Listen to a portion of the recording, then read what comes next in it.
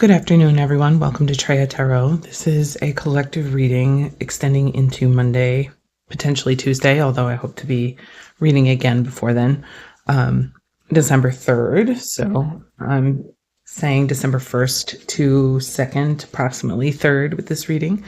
I've had an interesting weekend in terms of what I'm sensing on an emotional level. So I figured I'd come back and pull some extra cards for this time period. I don't really remember the content of the last reading I posted, so this may or may not include some of that, some of those, ties or threads, depending on the energy today. I'm using the Empyrean Tarot today. Okay, let's see what we have. If you like these readings, please like, subscribe, comment, ring the notification bell if you want to be notified. And hopefully I'll see you here again. Oh, flip over world. Okay.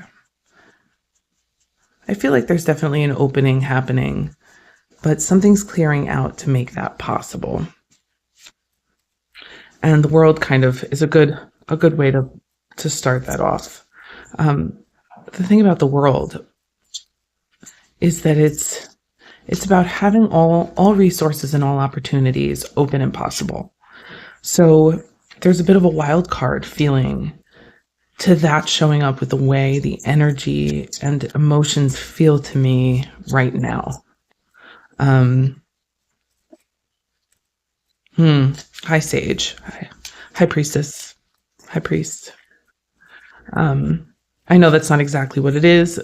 This deck is a little different, but the Sage is the devotee and the intuitive devotee at that. And the three faces in this card always remind me of Hecate, which is my deity of reverence. So when it comes down to it, whenever I see this card, I see the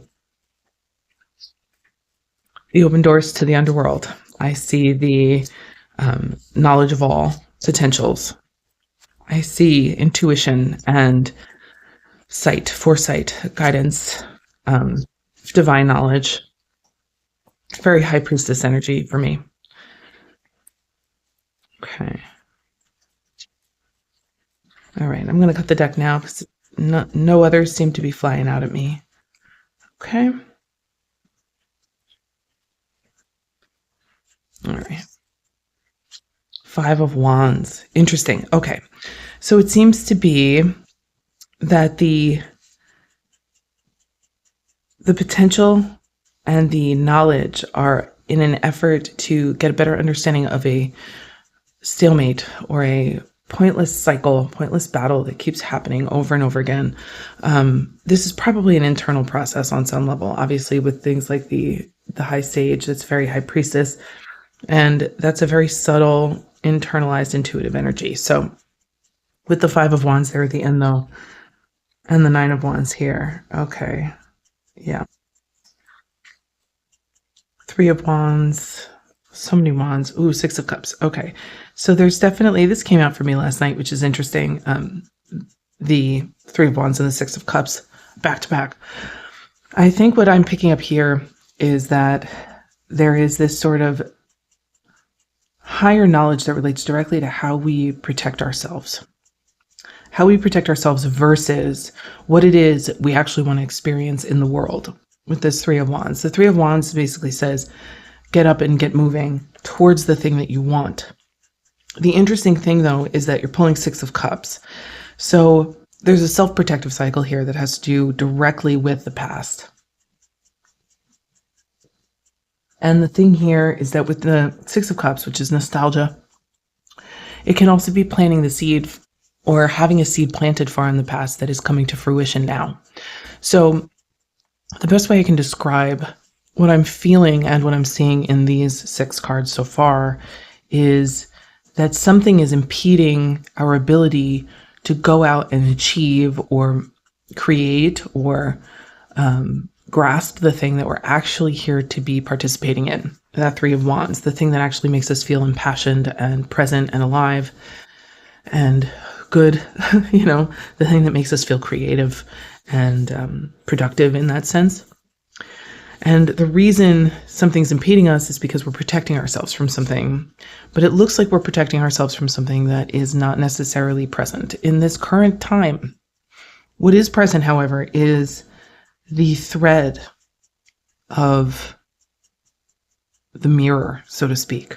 So you may be seeing things that represent or bring up the thing that you're protecting yourself from still that you need to let go of. Okay?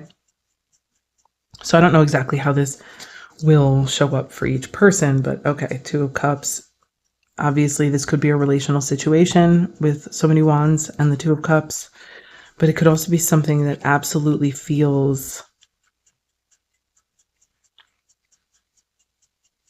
how do I say that? This could be something that feels like it's keeping you from the thing you love the most, or the thing that you love. Page of Discs, Page of Pentacles, Seeker of Globes here, and the Anchor. We have to pick ourselves up from something. And maybe processing is, emotional processing is one of the ways you can do that. But what I have here is really the experience of stopping that process. It's not so much about emotionally processing anymore. You understand what you're protecting yourself from. What you don't seem to understand is how to transition or transcend the protection in an effort to go towards the reciprocated joy. The Anchor tells me, this obviously from the imagery has chariot vibes, but it's kind of that being weighed down quality, the trying to fly but not being able to pull the anchor up. And then the Page of Pentacles energy, which is the, how do I change my reality? So there's a foundation here. There's a love being built on some level that is not being able to fly. So being that the Two of Cups, that can be a relational experience, but it can also be the thing that you hold the closest, the thing that gets the most of your energy out of the goodness of your heart, so to speak. So the thing that you most open-heartedly, participate in or share.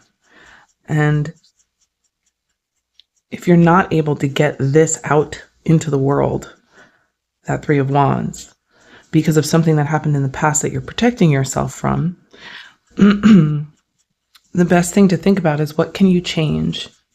What can you personally change that will inspire you to pull up that anchor? Okay, well, asking that question and then getting these two right out. The thing you can change. Remember that reality and fantasy are very different. Whatever your fantasy is of how things are going to go or how they should go is not necessarily going to line up with how it manifests in the third dimensional experience. I'll say it that way. I'm trying to be specific and vague at the same time, so it's hard. But the Seven of Cups is the card of false options, but it's also the card of fantasy. So there's this experience of not being able to see what's real, or not knowing which avenue is real, because of being clouded by the heartbreak, or being clouded by the loss or sadness that you might have experienced, when the actual path, okay, these Two of Cups mirroring this Two of Cups, but also the glowing one cup here in the back mirrors the one real path forward here, the actual real choice there. It's the bottom of the deck, which I'll show in a minute. Justice. This tells me about the choice being made. Weighing the choices, understanding the choices. The thing about justice is there's a balance implicated in that card. So you're looking for the balanced path. You're looking for the realistic path. You're looking for the thing that you can devote your heart to, that actually has a sense of groundedness in it, meaning it's based in the reality you're experiencing. And the reason I say that is because the Magi at the bottom. The Magi at the bottom, the Magician, is basically the card of creation. Divine inspiration created, made manifest into reality. Okay. So it's the transition we seem to be in the midst of. We're not at the end yet in that way where we would understand exactly what is happening or what is going to become clear. We're halfway through, I want to say. So if you like me are picking up on some weird emotional energy, confusion, or inability to understand how things are being lined up or placed in your experience, I would go back to whatever your intentions were, whatever it is you were working on creating, okay?